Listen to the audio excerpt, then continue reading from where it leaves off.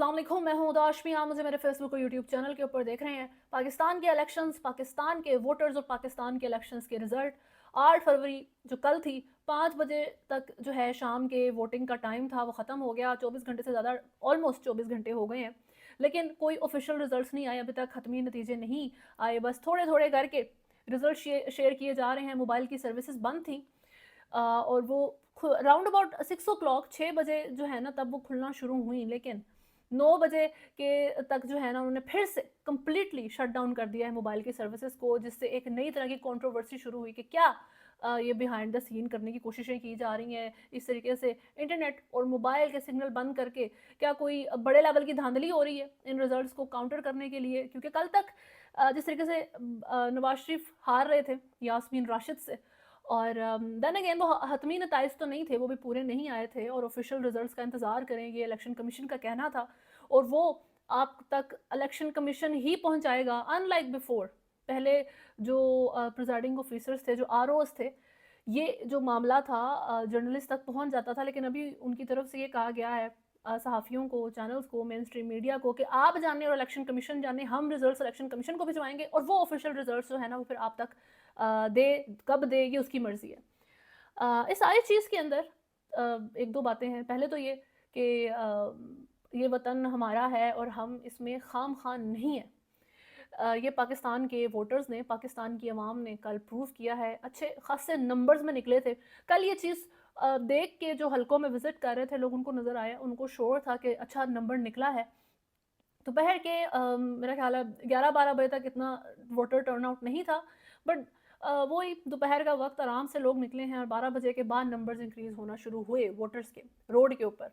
ये चीज़ ज़्यादा क्लियर तब हुई जब वोट काउंट हुए हैं, उसके बाद जब अपडेट्स और डेवलपमेंट हुई है इन सारे इलेक्शन की जो दिन था उसकी, और पाकिस्तान के इन वोटर टर्नआउट की, वोटर अवेयरनेस की अप्रिसिएशन सिर्फ मुल्क के अंदर नहीं है कि वो घर से निकले हैं अपना डिसीजन देने के लिए सिक्योरिटी रिस्क्स होने के बावजूद। ये बहुत बड़ी बात है। मैंने पहले जिक्र किया था कि इलेक्शन से एक दिन पहले बलूचिस्तान के 2 डिफरेंट डिस्ट्रिक्ट्स में कैंडिडेट्स के ऑफिस के सामने बॉम्ब ब्लास्ट होना और उसमें लोगों की अच्छे खासा नंबर डेथ हुई, ज़ख्मी हुए। आप एक्सपेक्ट करते हैं कि जो कैंडिडेट्स के ऑफिसेज होंगे उसके बाहर सिक्योरिटी होगी, लेकिन नहीं थी। तो आम बंदा अपने लिए ज़्यादा रिस्क के ऊपर फील करता है, अपनी लाइफ को, अपनी सिक्योरिटी को। उस सारी चीज़ को इग्नोर करते हुए स्टिल पाकिस्तान के लोग इतने बड़े नंबर्स में निकले हैं। आई थॉट इफेक्ट आएगा, बट देन अगेन वही बात कि कुछ भी हो सकता है। ये पाकिस्तान की आवाम है और उन्होंने जिस तरीके से शो किया है अपनी पावर का, वो कल नज़र आया है। और सिर्फ पाकिस्तान के अंदर नहीं बल्कि पाकिस्तान से बाहर भी बहुत अप्रिशिएट किया गया पाकिस्तान की आवाम को, उनकी ब्रेवरी के लिए, उनकी अवेयरनेस के लिए। बट क्वेश्चन अब यहाँ ये आ जाता है कि क्या उनका जो वोट उन्होंने कास्ट किया है वो कंसिडर होगा? क्या वो फिर से, जब वो धांधली की कॉल्स चल रही है ना, वो इलेक्शन ही क्या पाकिस्तान का जिसके अंदर ये नहीं कहा जाए कि जी धांधली हुई है, जिसमें धांधली के रोने ना हो, वो रिगिंग और ये और वो चल रहा है हर तरह का मामला। तो क्या पाकिस्तान की आवाम ने तो अपना काम पूरा कर दिया है? मैंने कहा था कि 8 फरवरी को निकले, ये दिन सियासतदान का नहीं होता, ये दिन किसी का भी नहीं होता, ये सिर्फ आम शहरी का होता है। उस दिन उसका काम है, उस दिन उसने प्रैक्टिकली कुछ करके दिखाना है, उसने सिर्फ रीट्वीट्स नहीं करनी, उस दिन उसने सिर्फ कोई जलसे ऑनलाइन ज्वाइन नहीं करने, उसने खुद निकलना है। तो क्या ये काम वो करेंगे? और उन्होंने वो किया है। पाकिस्तान के लोगों ने अपनी जो उनका फ़र्ज़ था वो पूरा किया है। जो वो सियासतदानों को, एक वोट की बड़ी वैल्यू होती है, बड़ा कीमती होता है वोट, एक एक वोट इम्पॉर्टेंट होता है, वो उन्होंने कास्ट किया। अपनी सबसे इम्पॉर्टेंट चीज़ इन सियासतदानों के हाथ में पाकिस्तान की आवाम ने रख दी है। तो क्या फ़ैसला इन वोट्स के अकॉर्डिंग आएगा? ये क्वेश्चन बनता है। अभी पीटीआई और इंडिपेंडेंट्स को लेके लोगों के दिल में जो एक रिजर्वेशन थी कि इंडिपेंडेंट्स को हम वोट तो दें, क्योंकि हम पीटीआई को, बल्ले को, जो बल्ला नहीं रहा उसको वोट देना चाहते हैं, लेकिन क्या ये रुकेगा? क्या ये इंडिपेंडेंट्स जो हैं ये इमरान खान के साथ ही रहेंगे? ये अपनी लॉयल्टीज़ बेच तो नहीं देंगे? ये खदशा तो मौजूद है। और आदिल राजा जो पाकिस्तान तहरीक इंसाफ के वर्कर हैं, ट्विटर के ऊपर बहुत एक्टिव रहते हैं, मुल्क से बाहर से फंक्शन करते हैं, उन्होंने भी इसका इजहार किया और ट्वीट की कि ये कहा जा रहा है कि पाकिस्तान तहरीक इंसाफ के आज़ाद उम्मीदवार बिक जाएंगे, पीपल्स पार्टी अब बिलावल ख़रीद लेंगे और इस तरह से मामला होंगे। लेकिन ऐसा नहीं होगा, वही कह रहे हैं। और ऐसा इसलिए नहीं होगा क्योंकि वो पब्लिक बैशिंग से डरते हैं, ये उनका कहना था। अब बात इसमें कुछ अंडरस्टैंड करने की ये है कि जी हमारा मुल्क ब्लैक एंड वाइट तो है नहीं, यहाँ पे behind the curtains invisible forces मौजूद हैं जो बड़ा कुछ करवा सकती हैं, और in the end of the day ये हैं तो सब सियासतदान ही। आप किसी भी कैंडिडेट की लॉयल्टीज नहीं खरीद सकते, ना वादा करवा के उससे, ठीक है जी, ना उसको इमोशनल ब्लैकमेल करके कि देखो इमरान खान के साथ ये जुल्म हो चुके हैं। इमरान खान जेल के अंदर है, वो बंदा जो पाकिस्तान तहरीक इंसाफ को चला रहा है। इस हर कैंडिडेट को वोट इमरान खान के नाम पे मिला है, ये हर कैंडिडेट पाकिस्तान तहरीक इंसाफ के अंदर इमरान खान की वजह से है। तो अगर इमरान खान आपको जेल के अंदर वीक होते हुए नजर आए या आपको इस तरीके से मामला बना दिए जाएं, तो आप पर इल्हाक इस किसी भी कैंडिडेट के ऊपर पाकिस्तान तहरीक इंसाफ के इल्हाक को ज़रूरी बनाना इतना कोई मुश्किल काम नहीं होगा इन अथॉरिटीज़ के लिए। एक तो ये पॉसिबिलिटी बन जाती है, और इसका इजहार बिलावल अपनी कैंपेन में बहुत दफ़ा कर चुके हैं, बल्कि अभी मरियम नवाज़ ने भी कर दिया है अपनी नई ट्वीट के अंदर। तो ये चीज़ें अंडरस्टैंड करने की हैं। उसके अलावा जो ये पब्लिक बैशिंग की जहाँ तक बात है, तो किस सियासतदान को आज तक किसी कोई पब्लिक बैशिंग रोक सकी है, उसका मुझे हम नाम बता दें। मुझे जो लगता है उसमें उनको चूज़ करना पड़ेगा पीटीआई, पीपल्स पार्टी और पीएमएलएन में से। और पीटीआई एक बड़े क्लियर नैरेटिव के साथ इस चीज़ पे, वो पहले भी जरदारी के साथ इमरान खान एक टेबल पे ऑलमोस्ट आ ही गए थे, तो अभी भी वो पीएमएलएन के साथ किसी सूरत नहीं जाएगी, वो पीटीआई की तरफ, सॉरी पीपल्स पार्टी की तरफ जा सकते हैं, ये आज़ाद उम्मीदवार। और ये एक एनालिसिस भी है, ये एक एक्सपेक्टेशन भी है कि जी एक कोalition गवर्नमेंट आनी है, एक मिक्सचर गवर्नमेंट आनी है। और इस तरह की गवर्नमेंट स्ट्रॉन्ग नहीं होती है, और वो मोस्ट प्रोबेबली इंडिपेंडेंट्स के साथ मिलकर अगर वो पीपल्स पार्टी बना देती है, और अभी हालांकि कुछ कंफर्म नहीं है, रिजल्ट्स आगे पीछे हो रहे हैं कॉन्स्टेंटली। उसकी एक एग्जांपल सबसे बड़ी आप इसी से ले लें कि रात तक यास्मीन राशिद जीत रही थी नवाज शरीफ से, इस हद तक कि पीटीआई ने बहुत सेलिब्रेट कर लिया इस चीज़ को, और सुबह नवाज शरीफ साहब जीत गए हैं एक अच्छे खासे मार्जिन से यास्मीन राशिद से। तो you never know what's going to happen, but एक for the sake of argument, अगर आप पीपल्स पार्टी के साथ अपनी गवर्नमेंट का इल्हाक करके, ये इंडिपेंडेंट्स जो हैं कैंडिडेट पीटीआई के आते हैं, और पंजाब स्पेसिफिकली, जो पंजाब बड़ा चाहिए हर एक को, लाहौर की बड़ी ज़रूरत है, बड़ा पसंद है इन सारी पार्टियों को, जो लाहौर चाहिए, पंजाब चाहिए, तो अगर आपने पंजाब के ऊपर आके पीपल्स पार्टी को बिठाया, क्योंकि पंजाब पीपल्स पार्टी बिल्कुल नहीं चाहता, पीटीआई के थ्रू, पीटीआई को उन्होंने इमरान खान को वोट डाल के जिताया है पंजाब के लोगों ने, और अगर इस तरीके से उनके ऊपर पीपल्स पार्टी आ जाती है, तो फिर चाहे इमरान खान हो या फिर शेर अफजल मरवत हो, अली मोहम्मद खान हो, गौर अली खान हो, या जितने भी लविंग फेसेस हैं पाकिस्तान तहरीक इंसाफ के, जिनको वोट दिया है लोगों ने जाके, वो आपसे ना उम्मीद होंगे, वो आपको नापसंद करेंगे अगर आपने वोट पीटीआई को देने के नाम के ऊपर जो है जरदारी को पंजाब के ऊपर ला के बिठा दिया तो।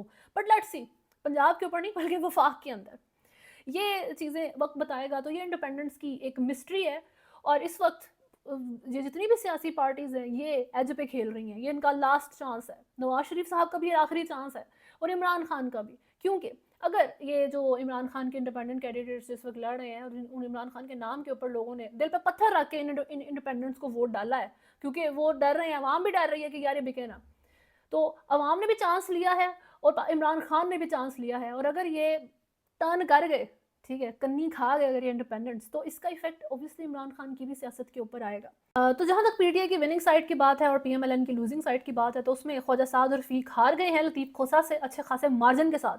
लेकिन एक ट्वीट की ख्वाजा साद रफीक ने, जिसमें उन्होंने कहा सरदार लतीफ़ खोसा साहब को दिली मुबारकबाद, अवामी फैसले पर खुश दिली से सर तस्लीम खाम अल्लाह करीम आने वाली पार्लियामान को मुत्तहिद होकर कौमी बहरानों पर काबू पाने की तौफीक और तकवीत अता फरमाया, आमीन, ये उनका कहना था। बड़े क्लासी किस्म का ट्वीट है, क्लासी रिस्पॉन्स है अपनी हार के ऊपर उनका।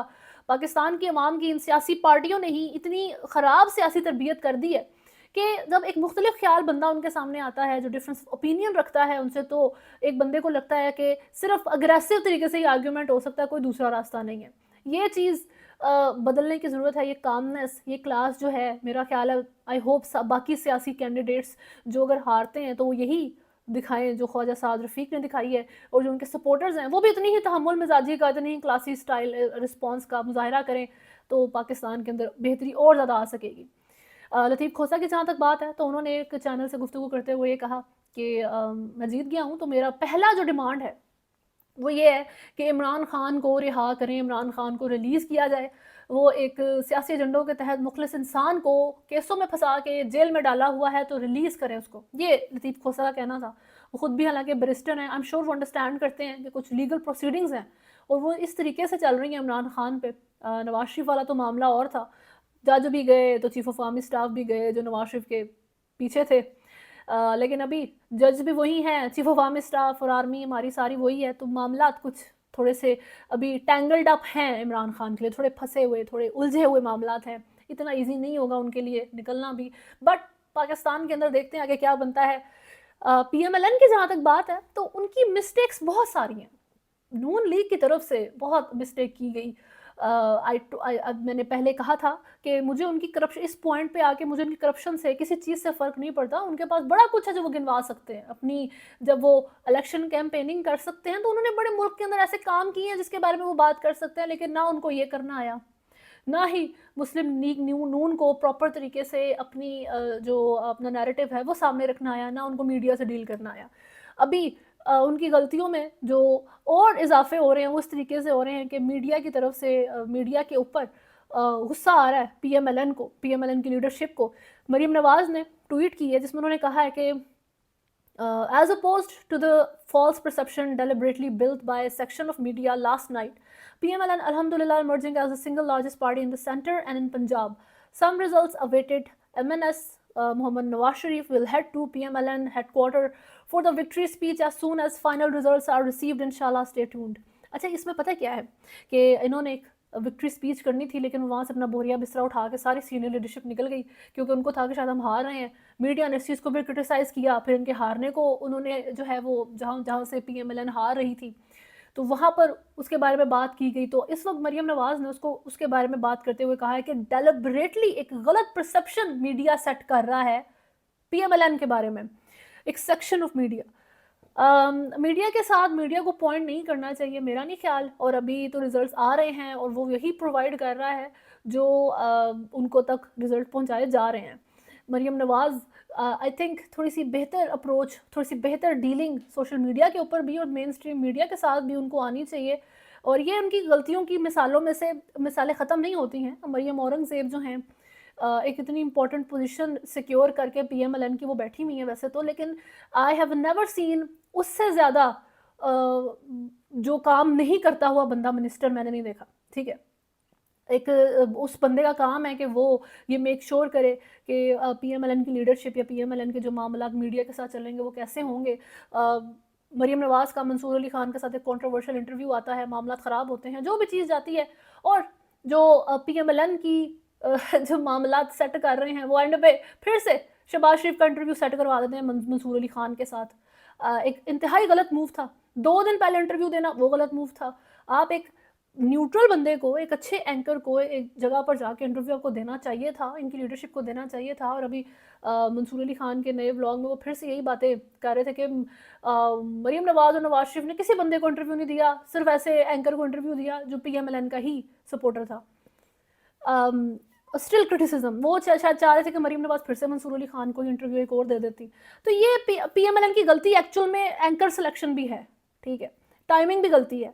तो उसमें सब एक और गलती है कि वो मीडिया पे गुस्सा फिर से कर रहे हैं कि जी आपकी गलती है, आप क्यों ऐसी बातें डिस्कस कर रहे हो। और वो डिस्कस क्या जो हुआ है वही बात करेंगे। बट लेट्स सी रिजल्ट्स कहाँ तक जाते हैं। ब्लूमबर्ग ने कहा है कि पाकिस्तान के इलेक्शंस के बाद यहाँ की मईशत के ऊपर बेहतर असर आएगा। अब ये इलेक्शंस हो गए हैं तो पाकिस्तान के बेहतर दिन शुरू हो जाएंगे। बट चलें जी, अल्लाह करे ऐसा ही हो जैसा ब्लूमबर्ग कह रहा है। पाकिस्तान के अंदर अप्रिसिएशन जिसको जाने की ज़रूरत है वो है जियो न्यूज़, जो सब मेरे बिहाइंड स्क्रीन पर भी लगा हुआ है। एक बहुत जो है मेरा ख्याल है fast reporting, up to date reporting, बिल्कुल नहीं लगा कि आप जो हैं आप तक खबर नहीं पहुंच रही। तो आई थिंक अप्रिसिएशन बनती है जियो न्यूज़ के लिए। और अभी तक के लिए इलेक्शन से रिलेटेड इतनी ही खबरें हैं। देखते हैं ये आवर बाय आवर क्या मामला चल रहे हैं। बॉल टू बॉल कमेंट्री तो नहीं है इस वक्त, घंटों हो गए इलेक्शंस के, वोटिंग हुए, ख़त्म हुए, गिनती भी हो गई, लेकिन पता कुछ नहीं चला कि मामला कहाँ से कहाँ जाएंगे। Let's hope for the best. Let's hope कि पाकिस्तान की आवाम ने जो इतनी ब्रेवरी के साथ और इतने कमिटमेंट के साथ निकल के वोट डाले हैं उसका रिजल्ट उनकी आवाज़ के मुताबिक ही आए, उनकी जो सेंटिमेंट है उसके मुताबिक ही आए। अगर आपने चैनल को फॉलो नहीं किया हुआ तो सब्सक्राइब करें, वीडियो को लाइक एंड शेयर ज़रूर करें। पाकिस्तान जिंदाबाद। अल्लाह हाफ़िज़।